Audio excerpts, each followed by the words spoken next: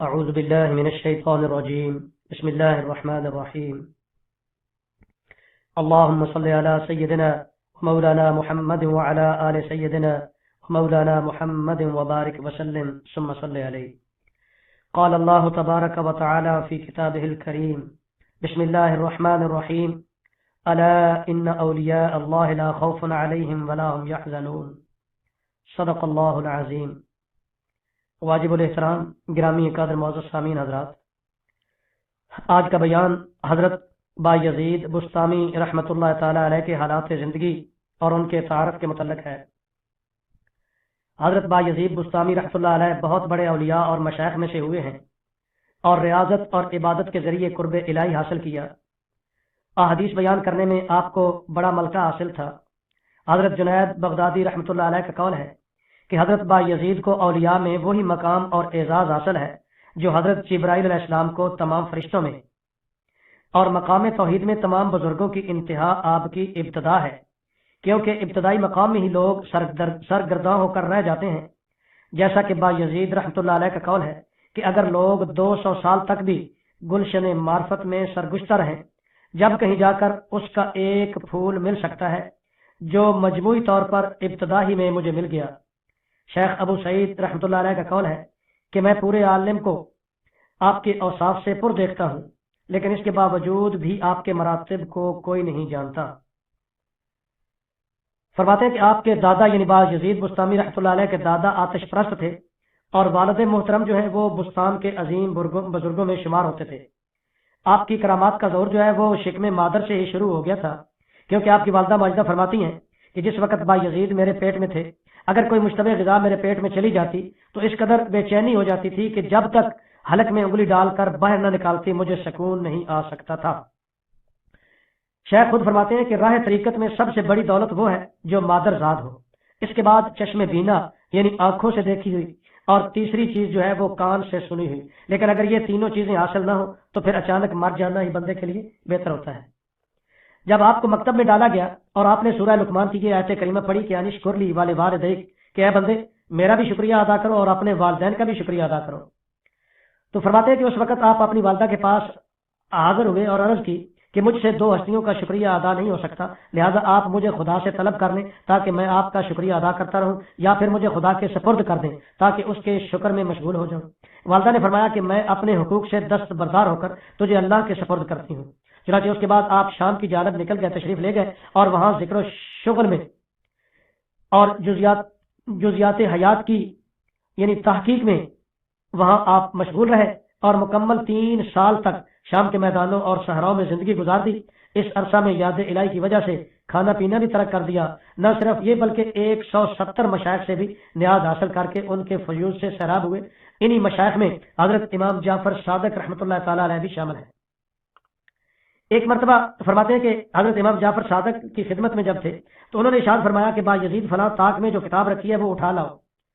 آپ نے دریافت کیا کہ وہ طاق کس جگہ پر ہے، تو امام جعفر رحمۃ اللہ علیہ نے فرمایا کہ اتنے عرصے رہنے کے بعد بھی تمہیں طاق کا پتہ نہیں؟ تو آپ نے عرض کیا کہ طاق تو دور کی بات ہے، میں نے آپ کے روبرو کبھی سر بھی نہیں اٹھایا۔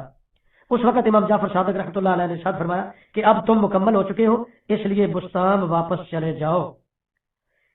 اللہ اکبر۔ فرماتے ہیں کہ ایک مقام پر آپ کسی بزرگ سے نیاز حاصل کرنے پہنچے تو جس وقت آپ ان کے نزدیک ہوئے تو دیکھا کہ انہوں نے خانہ کعبے کی طرف منہ کر کے تھوک دیا۔ یہ دیکھ کر آپ ملاقات کیے بغیر واپس آ گئے اور ارشاد فرمایا کہ اگر وہ بزرگ طریقت کے درجوں کو جانتے تو شریعت کے منافی کام نہ کرتے۔ آپ کے ادب کا یہ عالم تھا کہ مسجد جاتے وقت راستے میں کبھی نہیں تھوکتے تھے، کبھی راستے میں نہیں تھوکا۔ سفر حج میں چند قدموں کے بعد آپ نماز ادا کرتے ہوئے فرماتے کہ بیت اللہ دنیاوی بادشاہوں کا دربار نہیں ہے جہاں انسان ایک دم پہنچ جائے۔ اس طرح آپ پورے 12 سال میں مکہ معظمہ پہنچے، لیکن حج کے بعد مدینہ منورہ تشریف نہیں لے گئے، اور فرمایا کہ یہ کوئی معقول بات نہیں کہ حج کے طفیل میں مدینہ منورہ جاؤں، اس کی زیارت کے لیے انشاءاللہ میں علیحدہ دوسرے موقع پر آؤں گا۔ اور پھر دوسرے سال مدینہ منورہ حاضر ہوئے اور وہاں زیارت سے حضور صلی اللہ تعالی وسلم کے روضہ اطہر کی زیارت فرمائی۔ اللہ اکبر، اللہ اکبر۔ جب مدینہ منورہ کی زیارت سے فارغ ہوئے تو والدہ کی خدمت کا تصور آ گیا تو بستان کے لیے روانہ ہوئے۔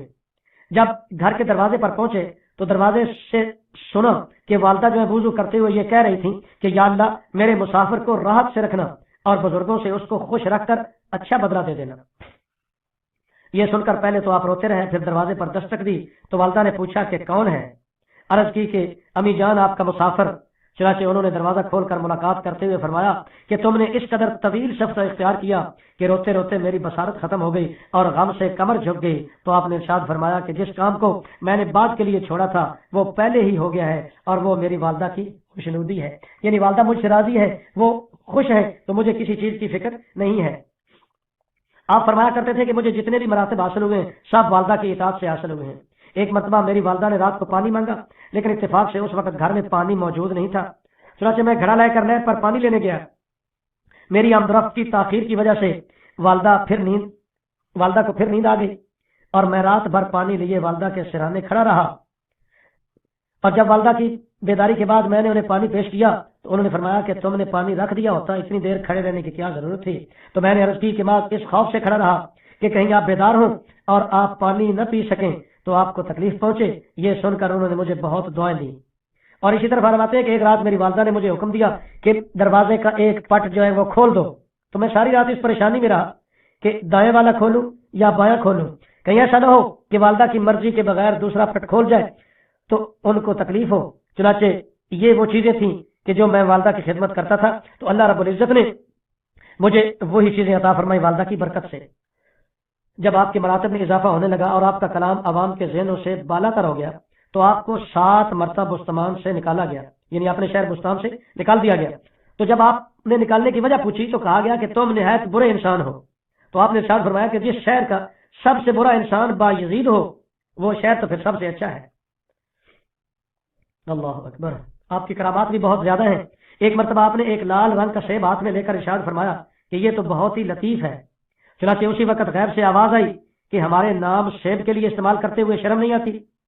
اللہ اکبر، اللہ اکبر۔ اور اس جرم میں اللہ تعالیٰ نے 40 دن کے لیے اپنی یاد آپ کے دل سے نکال دی، لیکن اس کے بعد آپ نے قسم کھا لی کہ اب کبھی بستان کا پھل نہیں کھاؤں گا۔ یعنی پھل تو لطیف کہا، لیکن لطیف چونکہ اسماء گرامی میں سے ہے، اس لیے اللہ رب العزت کی طرف سے یہ ندا آئی کہ میرے نام کو کیوں استعمال کرتے ہو۔ ایک یہودی جو آپ کا پڑوسی تھا وہ کہیں سفر پر چلا گیا، اور افلاس کی وجہ سے اس کی بیوی جو ہے وہ چراغ روشن نہیں کر سکتی تھی، چونکہ غربت تھی، اور تاریکی کی وجہ سے اس کا بچہ تمام رات روتا رہتا تھا۔ چنانچہ آپ ہر رات اس کے یہاں چراغ رکھ آتے، اور جس وقت یہ یہودی سفر سے واپس آیا تو اس کی بیوی نے تمام واقعہ سنایا، جس کو سن کر اس نے کہا کہ یہ تو بات کس قدر افسوسناک ہے کہ اتنا عظیم بزرگ ہمارا پڑوسی ہو اور ہم گمراہی میں زندگی گزاریں۔ چنانچہ میاں بیوی آپ کے ہاتھ پر مشرف با اسلام ہو گئے۔ ایک مرتبہ لوگوں نے کات سے عاجز آ کر آپ سے دعا کی درخواست کی تو آپ نے مراقبہ میں سر اٹھا کر ارشاد فرمایا کہ جا کر پرنالوں کو درست کر لو، بارش آنے والی ہے۔ چنانچہ کچھ ہی دیر بعد بارش شروع ہو گئی، اور ایک رات اور ایک دن مسلسل بارش ہوتی رہی۔ سبحان اللہ، اللہ تعالیٰ کے نیک بندے جو وہ اسی طرح نیکی میں آگے بڑھتے جاتے ہیں۔ اور آپ 40 سال تک مسجد میں قیام پذیر رہے، اور یہ معمول تھا کہ مسجد کا لباس علیحدہ تھا اور باہر کا لباس علیحدہ تھا، اور سوائے مسجد کی دیوار کے آپ نے کبھی کسی چیز سے ٹیک نہیں لگائی۔ تو یہ مقام اور مرتبہ جو یہ ویسے نہیں ملتے۔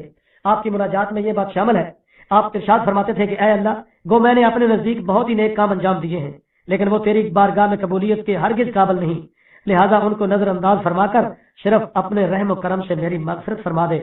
آپ ہم اوقات اللہ کا ورد جاری رکھتے، اور عالم نزا میں بھی آپ کی زبان پر اللہ ہی کا نام تھا، اور موت سے قبل آپ نے فرمایا کہ اے اللہ، میں دنیا میں بر بنائے غفلت تیری عبادت سے محروم رہا، اور اب آخری وقت میں بھی تیری عبادت سے غافل ہوں، اس کے باوجود بھی تیری رحمت کا متمنی ہوں۔ یہ کلمات زبان پر جاری تھی کہ روح مبارک جو ہے وہ اعلیٰ علیین کی جانب پرواز کر گئی۔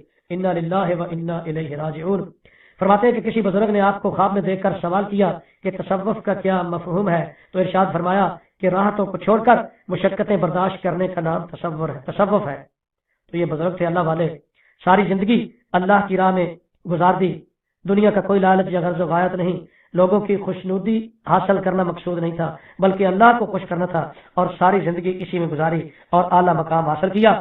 رہتی دنیا تک ایسے بزرگوں کا نام جو ہے وہ باقی رہے گا۔ اسی لیے تو اللہ رب العزت نے ارشاد فرمایا ہے کہ الا ان اولیاء اللہ لا خوف علیہم ولا هم يحزنون، بے شک جو اللہ کے ولی ہیں وہ نہ دنیا میں غمگین ہے اور نہ ہی آخرت میں انہیں کسی قسم کا غم ہوگا۔ دعا ہے اللہ رب العزت ہمیں ایسے بزرگوں کے نقش قدم پر چلنے کی ہمت اور توفیق عطا فرمائے۔ وافوض امری الی اللہ ان اللہ بصیر بالعباد۔ اعوذ باللہ من